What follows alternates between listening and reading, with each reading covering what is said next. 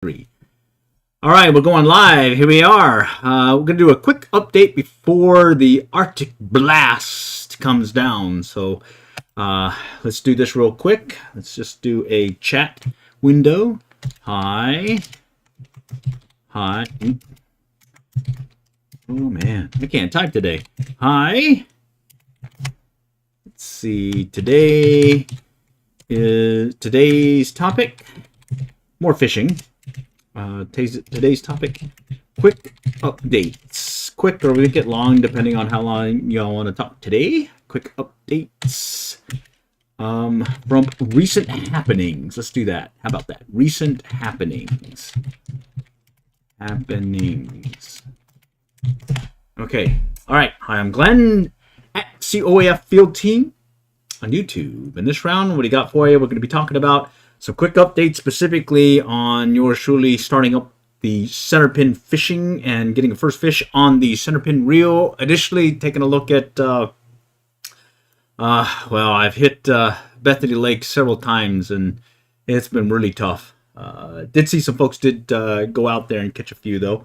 But let's go right into the first piece, center pin fishing. And yours truly made the run up to Pottsboro, Texas, and was able to do some fishing up there. So let's go ahead and run that video so that we can start off with the topic today. Okay, it's Saturday morning. We're here at the Buc-ee's. You can see Buc-ee's back that way. And guess what? We're going to go head up to Pottsboro. We're going to try the center pin reel setup. We're going to give it a try, but before we go, got to get us breakfast of champions here. The trout are here. I can see movement. So we'll give it a try here in a little bit. Before we start out with the center pin, let's go and see if we can get something on this rooster tail real quick, just to see if they're biting. All right, let's try this thing out. Never used it before, and I don't know how to cast it for sure, but we're going to practice. I think you swing it, and then you just kind of toss it. Oh, that went there. I got tangled, but let's just see what happens. You got to get used to this thing. I'm going to try this side with the wind blowing and see if I can get the cast in. Oh shoot. Well, you got to take the dealie off to make it work. Let's do it again. Alright, let's clear it. Alright. Here it goes. No. Do that one again.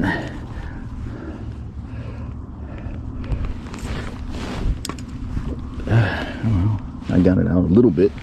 Alright, I got it a little bit further out. Had a hit, but I lost them. And it's going to be first trout on a center pin. First one on a center pin. Nice.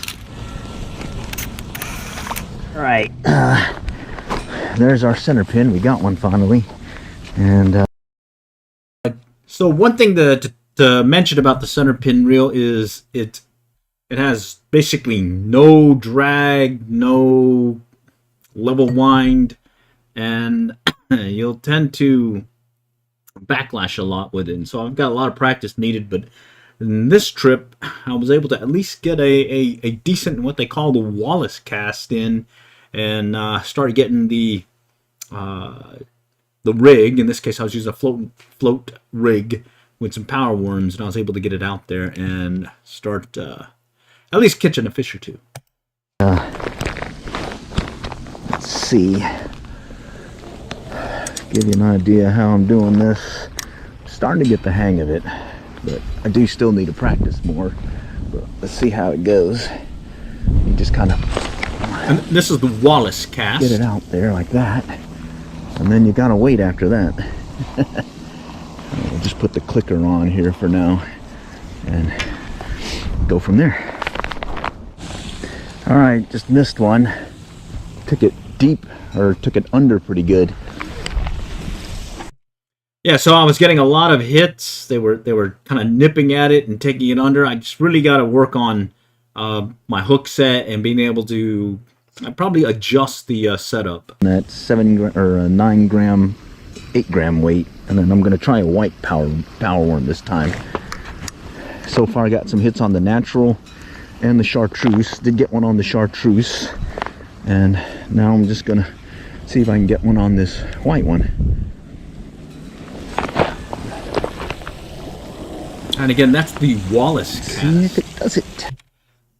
Alright, so I didn't do so well. Ended up getting 2 on the center pin, switched over to the bait finesse style, and got them on some super dupers. Center pin, 1 on a rooster tail that we let go, and then we got this guy.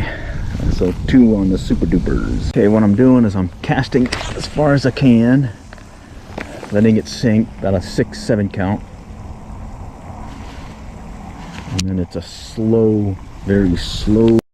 And it's a definitely slow retrieve. Just barely keeping it above the vegetation. You'll feel that little strike, and then they'll hit it, and then you'll be able to take them. I ended up trying that center pin. I got the hang of it, at least to where I could cast it a good distance now. So I'm happy with that, or at least where the trout were. So it was a little rough start at the beginning, but luckily I knocked that out, and well, I learned a new technique. I think I lost 1 on the center pin, and then I caught 2 on the center pin. Then I played around with the bait finesse systems, got 1 on a black rooster tail, and then after that it was all the silver super duper. So from a keeper standpoint, for a limit, 2 on a center pin using a chartreuse power worm, and then a orange power worm, and then the rest were silver super duper size 502. Yeah, 502 on the Bait Finesse Systems Cast King Zephyr BFS reel, and that Bass Pro Shop micro light rod. Alrighty, so I have been out there with the center pin reel, and I've been working different techniques and trying to get a handle on it. And one of the things that I recall is, stop this real quick. One of the things I recall is once you get that Wallace cast down, it's like night and day. Let me see if I can grab it real quick. Right here. This is it. This is the center pin outfit that I'm using. NGT, only 55 bucks, and I'm using a repurposed Cabela's downrigger rod. And this Wallace cast is where you grab it here, and just think of it as a double haul. So you're pulling down, and then you're taking the line up and following it as it shoots off the reel and then shoots out there. I've gone several times now since I fished Pottsboro, and well, it's been really rough. I've been really trying to take up the center pin in preparation to maybe fish Louisville or Blue River by doing a no drift or no drag drift using these floats. And so one of the setups I'm using, I've been playing around with. I started out with a more solid float, but then I started switching over to this clear one because I heard that you can use flies with the clear one. It doesn't spook them as much. So here, let me switch cameras. Right here. Okay. So right there. This is the Eagle Claw. This is a 9 gram, I think. Let me see if I can get it right here. Yeah, this is a 9 gram. Right there. And the setup I'm using is 3 split shots. I think they're size 7s. And then I've got a fly, or in this case, I'll switch it out with a what do you call it? A fly, a power worm, a trout magnet. I've done several things like that, and so far I've had mainly some hits on the trout magnet. I've had some hits on some of the flies, but I think they're more bluegill and little sunfish that are kind of lurking in the pond that I'm fishing. So stay tuned. I plan on doing some more center pin fishing just because Well, it's a new technique. I've never tried it before. I've caught a couple of fish now on it and have got the bug is bit. You know, bait finesse, I still like that. Fly fishing, I still like that. And oh, by the way, let's take up some center pin fishing. Main thing is I think it's more specialized in that you can use it for fishing those downstream drifts and get the opportunity to fish a no drag drift to maybe something that's lurking in a potential hot spot. In this case, I know Louisville, and many times I've gone out with a switch rod, and most of my hookups have been doing a drift downriver, and I've been able to hook up with some nice buffalo as well as trout that way, as well as, well, something broke off my line one year, and I don't know what it was, but it was pretty big. So I'm hoping this center pin may just up my game a little bit, and I may take that, hopefully get some video over there at Lake Louisville Ecological Learning Area. Leela is what we call it locally. All right, the other thing I want to give you an update before the big blast hits us is right here. I've got the Funwood spreadsheets up, and just want to talk about some key places that were stocked here recently. So in the last week, this was on the 12th, I think it was, Rowlett, right here, Rowlett Community Park North. It's in, I think it's by the landfill. I fished that over the years. It got stocked on the 12th. Additionally, Andrew Brown Park East Pond in Capel, it got stocked as well. In this case, 1,000 over there at Rowlett and 750 at the Andrew Brown Park. I haven't fished the one in Capel, Andrew Park East Pond. Oh, look, it looks like there's another one also that got stocked. Moore Road Park West Pond as well, 1,000. Either one of those I've not fished in the past, at least for the ones in Capel. I have fished the Rowlett one, and one of the things I remember on Rowlett and what they said is they stocked the pond that has the fishing pier on it. Most times, most of the fish I've caught in there has been by that feeder creek section where the water kind of comes in, and I was able to catch a few fish or limit out there. So keep that in your back pocket. But in the past, they stocked it later in the season, so there tended to be some bigger trout. Alrighty, the other thing is with Pottsboro Lake, that was stocked on the 13th, so yours truly made it out there that Saturday.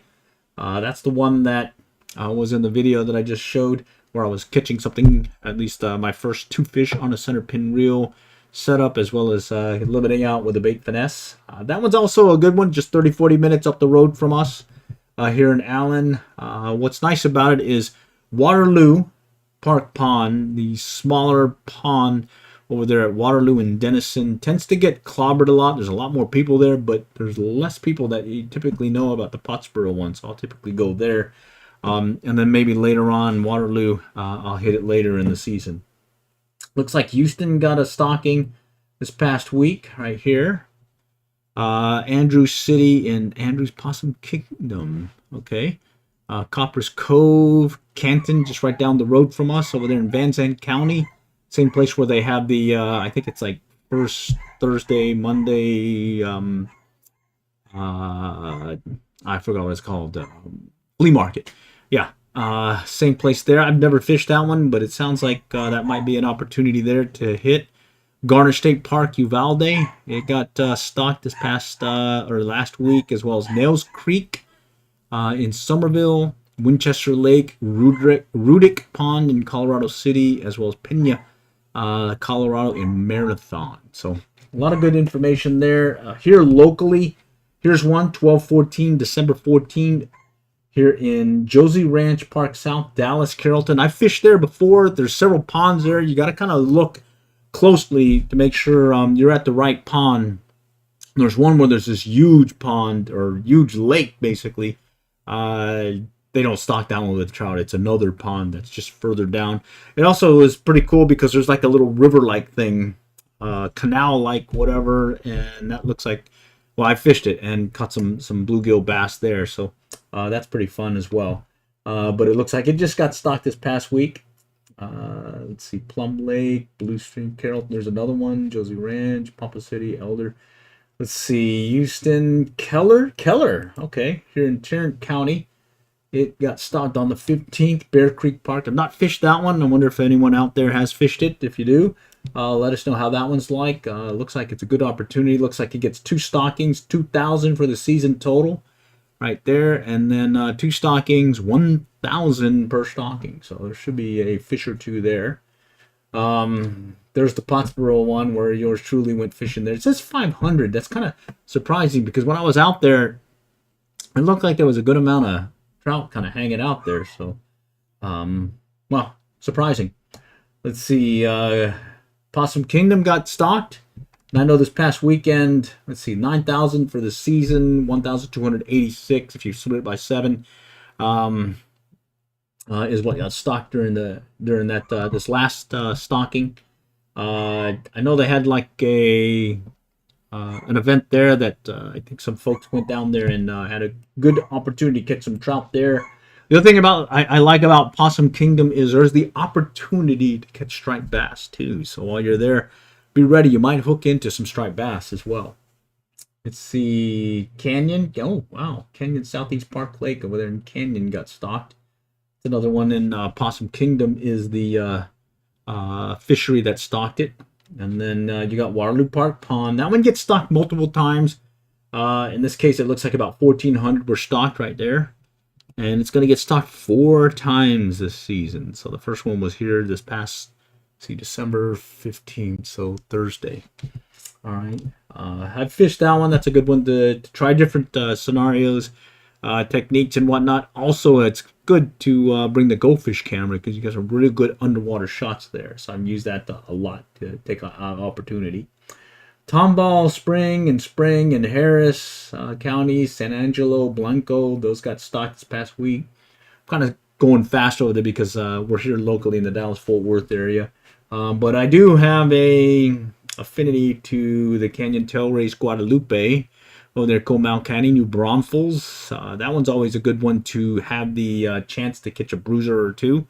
One thing you got to keep note of is in the New Braunfels area, there's some special sections, so you need to know what the size limit is. I think there's like one only for a certain size limit in these special regulation zones. But then if you go to these other sections, you should be good to go to try attempting to fish there for just your normal stalker trout one. I know Waco Springs has been a favorite of mine. Additionally, going to Reel Raft when I'm not sure if they're still doing the one where you can check in and show your license and you should be good to go without having to pay the day fee. But take a look at that one. Reel Raft, put some waders on, go under the bridge section, and then head a little bit downriver. Just make sure you don't go on land because that is private property.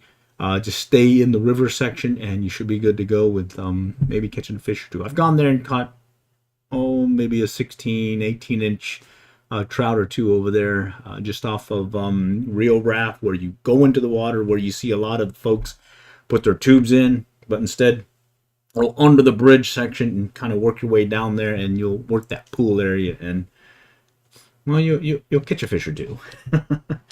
Okay, let's see. Let's just skip over. Let's run into. Let's see. This week's the 19th. Let's just check over here this past week. Looks like San Antonio got some stockings here at Live Oak City.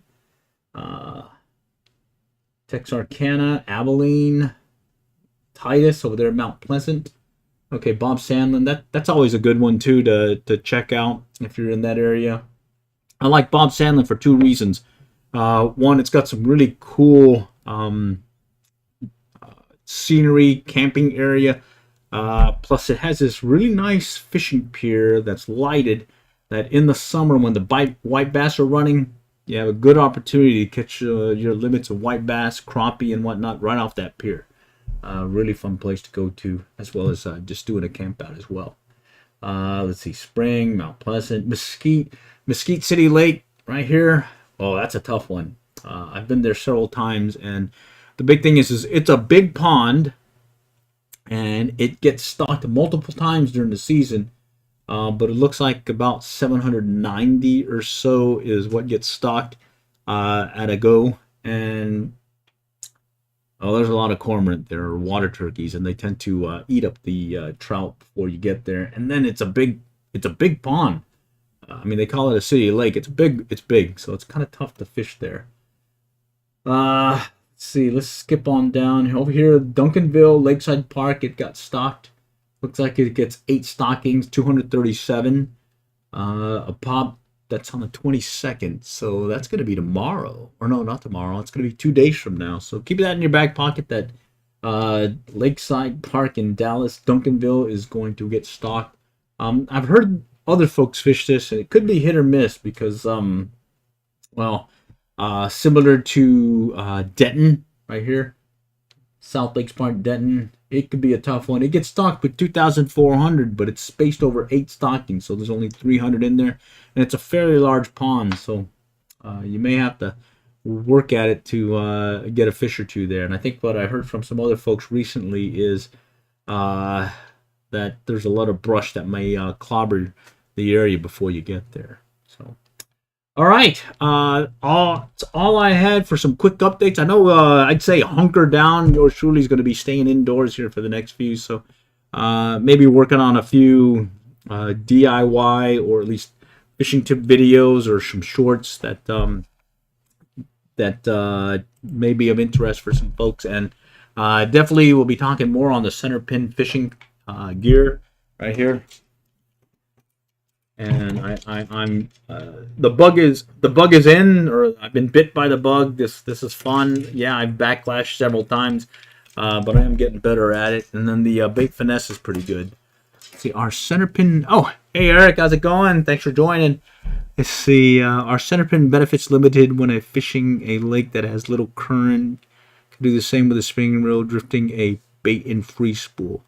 Yeah, I would agree. I mean, the main reason why I got the center pin was I wanted to try it over there at the local tail race. 2 places here locally, Denison Dam for striped bass, and additionally Lake Louisville Ecological Learning Area, Leela, when they stock it with trout. There's a nice tail race where it'd be just perfect to put a float and just let it drift with no drag and take it right into the money zone.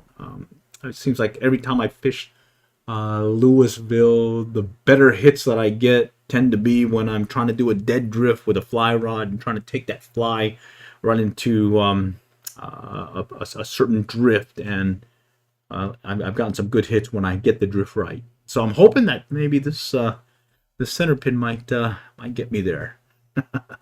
But for the lake and whatnot, what I've done locally here with the ponds.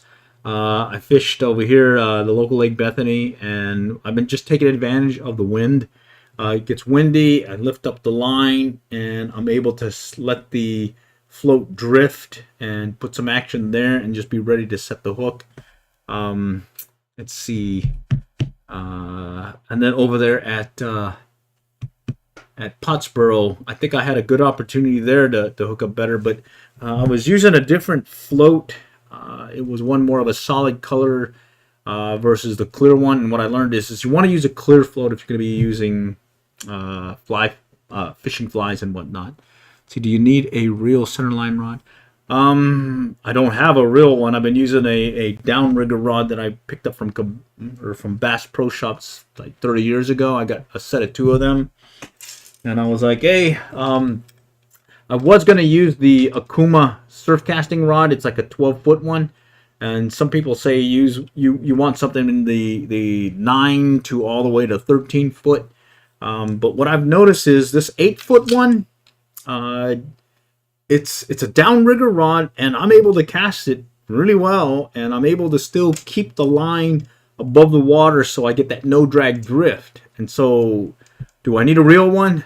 I probably will eventually get a real center pin rod to go with the center pin reel, but I'm really happy with this downrigger one. And it's, let's see, let me give you the details of it. It's from, I bought them as a match pair way back when. It's the Power Plus Bass Pro, and Let's see. It's a downrigger rod. I know that. I used it many times when I was trolling back in California with it. Let's see. And I know it's an 8-foot rod. Let's see. What's the details on it? Wow, I may have rubbed off on it already. We don't even see it anymore. Anyways, it's an 8-foot rod. It's a downrigger rod, and I'm able to cast it no problem. Test line. Oh, okay. So I've been researching this, and I was like, okay. They were suggesting some kind of power line, some other kind of mono and all that, and then I saw someone just say, "Hey, just use some big line trilene." So I've been using this 8-pound one.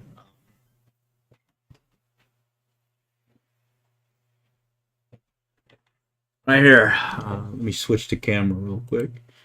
This one right here. Trilene, big game, 8-pound. And guess what?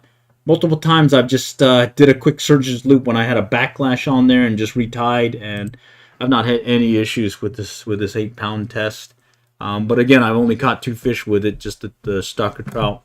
I'm hoping that maybe I fish it during the summer over there at Denison Dam and try some striped bass with it. I may need to go with a higher or bigger pound test. But for now, I'm just using this 8-pound one.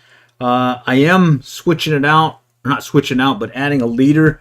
When I was trying to do some dry fly fishing, when I saw some trout rising over there at the local pond at Bethany, I put on some Griffith's gnat and some midges, and just put a 4-foot length of 4-pound test attached to the float. Let's see right here. Here's the float right here, and I had the weights here, and then I had a swivel, and then I just put in about 3-4 foot section of 4-pound test. Put a dry fly on there and cast it out there, and I could see the fly, and I think I could have caught a fish or two with that setup. So a couple of things that I'm hoping to do with this center pin. One, catch a bigger fish than a trout or a stalker size trout. And maybe one of those striped bass at Denison Dam. Additionally, over there at Louisville, seeing if I can get some of those bigger fish. I know there's some buffalo there as well as some other ones. And I think this 8-pound setup should be able to handle that. I know there's a local pond here that I fish that has some nice size catfish, and I think if I can do like a bread bomb or bread ball, I'll be able to cast it using that Wallace cast and doing a no drift or no drag presentation to take this catfish. So yeah. I saw that the prices of the rods as well as the reels can take you up to like $300 to $500 to even more to get into center pin fishing. But I think it's the same thing like I did with Bait Finesse Systems fishing. I got in with a casting Zephyr at I think it was like $59-$69, and then a $25 rod. Well, in this case, I got into the center pin with the NGT center pin for basically $55, and I'm using a repurposed downrigger rod. And right now I don't feel undergunned when it comes to it. I think it's more of just me casting and being able to learn the cast, as well as get my mojo on when it comes to setting a hook with a float. It's a lot different than fishing a fly rod versus a float, but hey, it's part of the fun, is learning it. Alrighty, so that was all I had this round. I just wanted to get a quick update out there to the team, or to the folks, because, well, we got that Arctic blast, so I got a feeling I'm going to be indoors instead of out there in the field. So, hey, for those in the area that's going to be affected, I think the lower 48 are going to be affected by this Arctic blast. Do stay warm, do stay safe, and, well, happy holidays and Merry Christmas, Happy New Year. All right, all for now. Thanks for y'all joining. Till then, next time we'll catch y'all later. Good luck, good fishing.